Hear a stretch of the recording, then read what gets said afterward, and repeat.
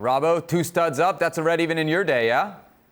Absolutely. I mean, it's a poor challenge technically. You know, why players in the modern day or even in olden days would jump into a tackle, 2-footed, stud showing, even if you get the ball, it's still a reckless challenge and it had to be a red card.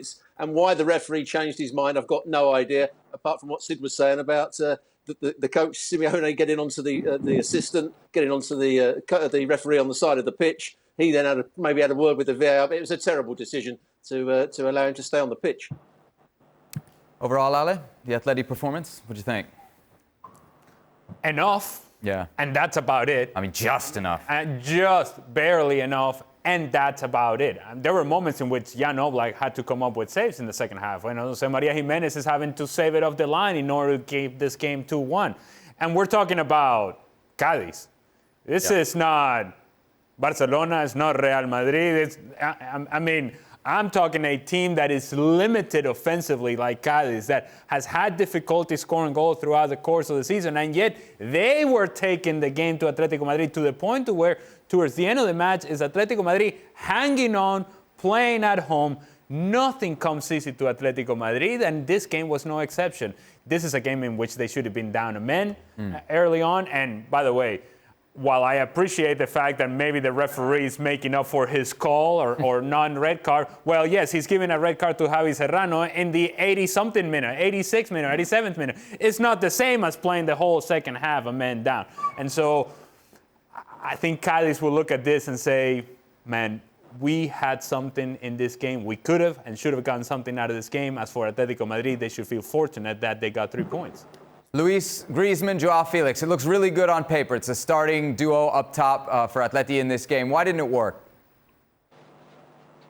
Well, I think you can see that Griezmann is still not fit 100%. And he's a player that when he's on the pitch, is running all the time. Today, he tried to find the ball, even to try to link with Joao Felix a couple of times, but it wasn't enough. And I think that Simeone realized, tried to put him out of the spotlight because he knows that in the moment that Griezmann doesn't give anything to the team, the crowd, the supporter is going to start pointing him once again that he's not fit to play. And after the performances of Correa up front, I think that he doesn't want to put him anymore on the spotlight and prefer to moving on. But I think that we need to give him time. I think that Simeone knows that it's still a couple of 3 weeks where Griezmann is going to get more minutes, get the fitness a little bit higher on his body, and then maybe once again we can see the Griezmann that we all know. But until the moment today, it was actually not the best performance of him. Can I just say that while it's interesting to think about the idea of Antoine Griezmann and Joao Felix playing together, fine, you want to do that, go ahead. But don't sacrifice Angel Correa because of it. If there is one player in the attack for Atletico Madrid who has been dangerous throughout the course of the season, has been Angel Correa. So find a way for him to be on the field and experiment with Griezmann all you want and Joao Felix all you want. Anytime that Angel Correa is on the field, Atletico Madrid seems to be more effective in the attack. When he's not, they seem predictable, they seem slow, no runs out of the midfield, no real creativity. It all seems very, very, very predictable for Atletico Madrid, unless you have Angel Correa moving around with some sort of freedom. Experiment all you want, but keep Correa on the field. Sid, are we being too harsh here on Atleti? Obviously, they pick up the 3 points today, but they got, what, like a dozen guys injured right now? Yeah, I mean, I suppose that's one way of looking at it, and to say that perhaps you need to cut them a little bit of slack because they have people injured.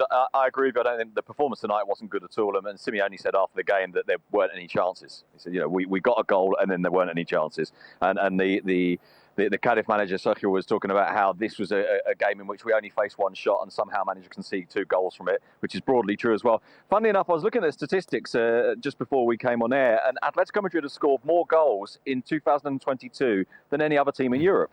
And yet you look at the other underlying statistics, and that doesn't make sense. This isn't a team that's suddenly creating chances. It's not a team that suddenly got the ball. In fact, the statistics have gone the other way.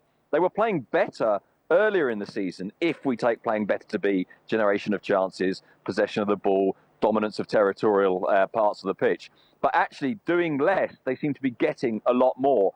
And it's quite difficult to explain because it's not even as if you look at them at the moment and say, well, they're countering brilliantly. It just seems to be falling better for them now, but it's not really based on anything in particular.